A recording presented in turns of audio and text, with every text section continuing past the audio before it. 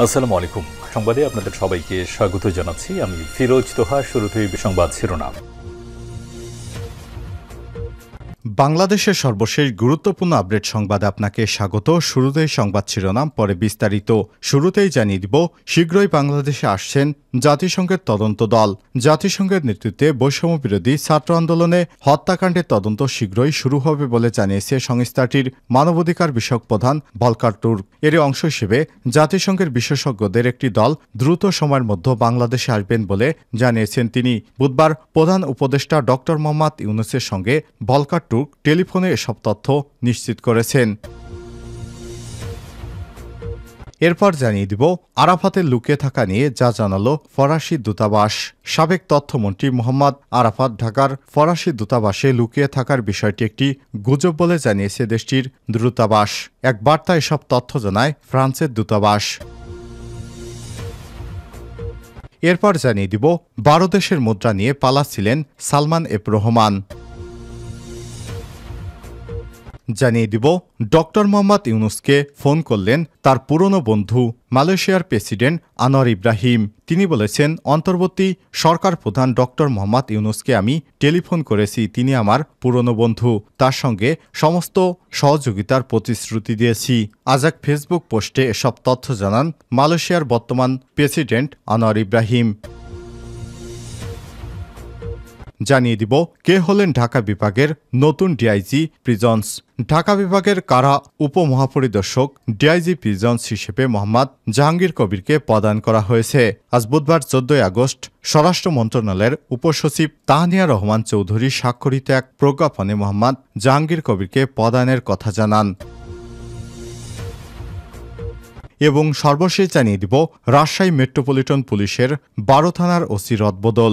একযোগে 12 থানার ওসি পদে রদবদল করেছে রাজশাহী মেট্রোপলিটন পুলিশ আরএমপি। বুধবার 14 আগস্ট আরএমপি কমিশনার বিপ্লব বিজয় তালুকদার স্বাক্ষরিত এক অফিস আদেশে সব তথ্য জানানো হয়েছে। প্রিয় দর্শক, এতক্ষণ শুনছিলেন সংবাদ শিরোনাম, এবারে বিস্তারিত। তবে তার আগে বন্ধুরা, অনুরোধ থাকবে সংবাদটিতে একটি লাইক দিন। আর বন্ধুরা, এই চ্যানেলে আপনি নতুন হয়ে থাকলে আমাদের সংবাদটি দেখতে দেখতে চ্যানেলটি সাবস্ক্রাইব করে রাখুন। কমেন্ট করে জানিয়ে দিন আজকের সংবাদ সম্পর্কে আপনার মূল্যবান মতামত। আর বন্ধুরা, জানিয়ে দিন আপনি বিশ্বের কোন দেশ থেকে বা বাংলাদেশের কোন স্থান থেকে আমাদের সংবাদটি দেখছেন এবং শুনছেন। এবারে বিস্তারিত। খুব শিগগিরই বাংলাদেশে আসছেন জাতিসংঘের তদন্ত দল।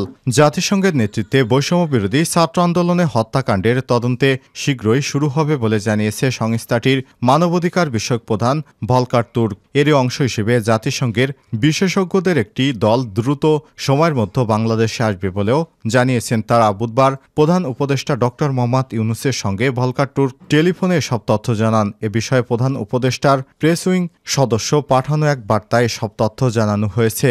এতে বলা হয়েছে, বিভিন্ন সংবাদ মাধ্যমের হিসেব অনুযায়ী বৈষম্য বিরোধী ছাত্র আন্দোলনে 400-এর বেশি মানুষ নিহত হয়েছে। তবে তৎকালীন শেখ হাসিনা সরকার এ সংখ্যাকে 150-এর আশপাশে বলে দাবি করেছিল। টেলিফোনে সংলাপের সময় ড মোহাম্মদ ইউনূস এবং ভলকার তুর্ক এবং ইউনূস দীর্ঘদিনের বন্ধু জাতিসংঘের মহাসচিব অ্যান্তোনিও গুতেরেসকে ছাত্র আন্দোলনের নজিরবিহীন হত্যাকাণ্ডের সময় শিক্ষার্থীদের অধিকারকে সমর্থন দেওয়ার জন্য ধন্যবাদ জানিয়েছেন। 2006 সালে শান্তিতে নোবেল বিজয়ী ইউনূস তুর্কে জানিয়েছেন, তার প্রশাসনের মূল ভিত্তি হবে মানবাধিকার, প্রতিটি নাগরিকের সুরক্ষা নিশ্চিত করাকে সর্বোচ্চ অগ্রাধিকার দেবে সরকার। এছাড়াও অধ্যাপক মোহাম্মদ ইউনূস দেশ পুনর্গঠন এবং মানবাধিকার সমুন্নত রাখতে জাতিসংঘের সহযোগিতা চেয়েছেন। আরাফাতের লুকিয়ে থাকা নিয়ে যা জানালো ফরাসি দূতাবাস।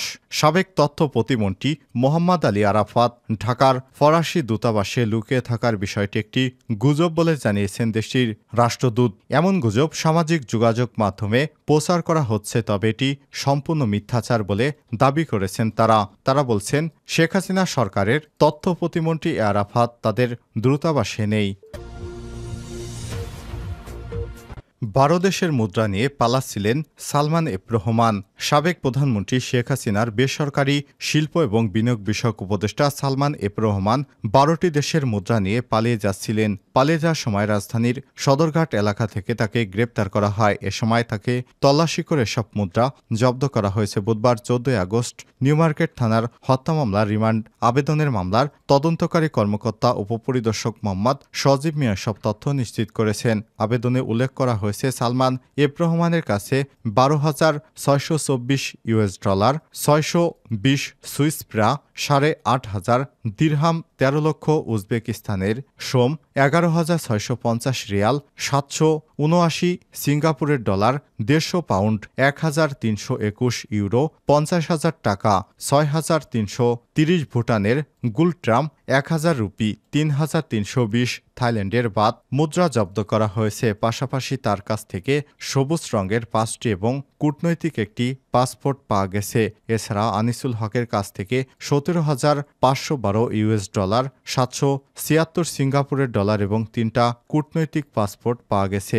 এদিন গ্রেপ্তারে আসামিরা সালমান এফ রহমান এবং আনিসুল হককে ঢাকার মেট্রোপলিটন ম্যাজিস্ট্রেট আদালতে হাজির করা হয়েছে। এরপর মামলার তদন্তের সাথে তাদের 10 দিনের রিমান্ডে নিতে আবেদন করে মামলার তদন্তকারী কর্মকর্তারা। শুনানি শেষে মেট্রোপলিটন ম্যাজিস্ট্রেট মোহাম্মদ মামুনুর রশিদের আদালত তার 10 দিনের রিমান্ডই মঞ্জুর করেছেন। এর আগে গতকাল সোমবার 13 আগস্ট গোপন তথ্যের ভিত্তিতে নৌপথে পলায়নরত অবস্থায় রাজধানীর সদরঘাট এলাকা থেকে সালমান এফ রহমান এবং সাবেক আইনমন্ত্রী আনিসুল হককে গ্রেপ্তার করেছে পুলিশ। তার আগে গত 16 জুলাই কোটাবিরোধী আন্দোলন চলাকালে রাজধানীর নিউমার্কেট এলাকায় পাপোশের দোকানে কর্মচারী শাহজাহান আলীকে হত্যার অভিযোগে তার মা আয়শা বেগম 45 একটি মামলা দায়ের করেছেন। এ মামলার অভিযোগে বলা হয়েছে ভুক্তভোগী শাহজাহান আলী নিউমার্কেট থানার মিরপুর রোডের বলাকা সিনেমা হলের গলির মুখে পাপোশের দোকানে কাজ করত। প্রতিদিনের ন্যায় গত 16 জুলাই সকাল 9টা থেকে দোকানে কাজ করার জন্য আসে। ওই দিন সন্ধ্যায় অজ্ঞাতনামা একজন মামলার বাদীকে মোবাইল ফোন দিয়ে জানায় যে শাহজাহান আলী গুরুতর অসুস্থ অবস্থায় ধানমন্ডি পপুলার হাসপাতালে ভর্তি রয়েছে। সেখানে গিয়ে তিনি জানতে পারেন উন্নত চিকিৎসার জন্য শাহজাহানকে ঢাকা মেডিকেল কলেজ হাসপাতালে পাঠিয়েছে। পরে ঢাকা মেডিকেল কলেজ হাসপাতালের মর্গে গিয়ে ছেলের মরদেহ শনাক্ত করেন তিনি। পুরনো বন্ধু ডক্টর ইউনূসকে আনোয়ার ইব্রাহিমের ফোন। অন্তর্বর্তীকালীন সরকারের প্রধান উপদেষ্টা নোবেল বিজয়ী অর্থনীতিবিদ ডক্টর মোহাম্মদ ইউনূসকে টেলিফোন করেছেন মালয়েশিয়ার প্রধানমন্ত্রী আনোয়ার ইব্রাহিম। মঙ্গলবার 13 আগস্ট রাতে তিনি ডক্টর মোহাম্মদ ইউনূসকে টেলিফোন করেন। বুধবার 14 আগস্ট সামাজিক যোগাযোগ মাধ্যম ফেসবুক এক পোস্টে এসব তথ্য জানিয়েছেন ডক্টর মোহাম্মদ ইউনূস। ফেসবুক পোস্টে তিনি বলেন, গত রাতে আমি আমার পুরনো বন্ধু অধ্যাপক ডক্টর মোহাম্মদ ইউনূসকে ফোন করেছিলাম। ফোনে সম্প্রতি বাংলাদেশের অন্তর্বর্তীকালীন সরকারের প্রধান উপদেষ্টা হিসেবে তার নিয়োগের ব্যাপারে খোঁজখবর নিয়েছি এবং তাকে অভিনন্দন জানিয়েছি। আনোয়ার ইব্রাহিম জানান, মালয়েশিয়ার সাথে ডক্টর ইউনূসের সুসম্পর্কের ইতিহাস রয়েছে বহু পুরাতন। দুই দেশের মধ্যকার সম্পর্ক পুনঃ উন্নয়নে এবং বাংলাদেশের শান্তি শৃঙ্খলা ফেরাতে মালয়েশিয়ার সহযোগিতা আশ্বাস দিয়েছেন আনোয়ার ইব্রাহিম। তিনি জানান, সংখ্যালঘুসহ সকল বাংলাদেশিদের অধিকার রক্ষায় প্রত্যয় ব্যক্ত করেছেন ডক্টর মোহাম্মদ ইউনূস। তার এ পদক্ষেপে সন্তোষ প্রকাশ করেছেন আনোয়ার ইব্রাহিম। ফোনালাপে দুই দেশের ভ্রাতৃত্ববোধের সম্পর্ক আরও সুদৃঢ় করতে মালয়েশিয়ার প্রধানমন্ত্রীকে বাংলাদেশ সফরের আমন্ত্রণ জানিয়েছে অন্তর্বর্তীকালীন সরকারের প্রধান উপদেষ্টা ডক্টর মোহাম্মদ ইউনূস। কে হলেন ঢাকা বিভাগের নতুন ডিআইজি প্রিজন্স? ঢাকা বিভাগের কারা উপমহাপরিদর্শক ডিআইজি প্রিজন্সকে মোহাম্মদ জাহাঙ্গীর কবিরকে প্রদান করা হয়েছে ডিআইজি হিসেবে।